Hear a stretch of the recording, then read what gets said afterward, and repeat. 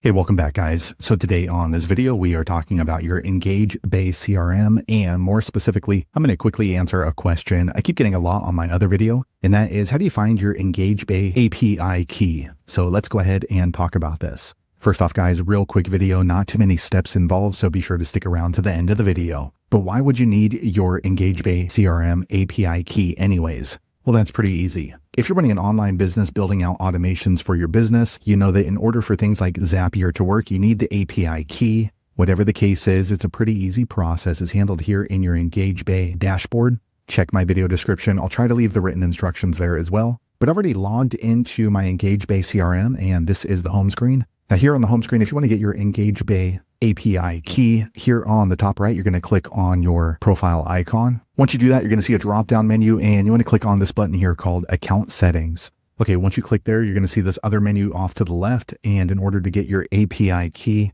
look for this button here called API and Tracking Code. Okay guys, so here are your API keys. So there's actually two of them, JavaScript API key and REST API key. If you're trying to integrate with something like Zapier, you're probably going to need this one. So you can hover over the question mark next to it and let you know which API key applies. And same thing on this side right here. So all you're going to do is click on the API key and you can go ahead and copy it. Now, this is not something that you want to share. So for example, on this video, you can see my API key. So I'm going to go ahead and reset that once the video ends. So there you have it, guys. If you're wondering how to find your EngageBay API key, that's the easiest way I know how to find it. If you know an easier way, be sure to leave a comment below. Let the rest of us know how you did it. Hopefully you found that video useful. If so, click thumbs up or maybe consider subscribing to my channel, and I hope to see you on the next video. Thanks again for watching.